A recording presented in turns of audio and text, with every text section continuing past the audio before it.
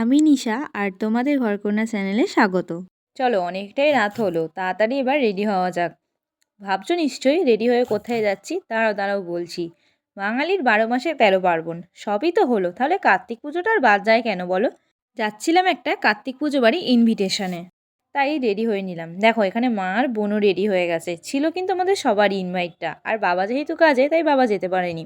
গিয়ে তো দেখলাম প্রায় পুজো শুরু হয়ে গেছে।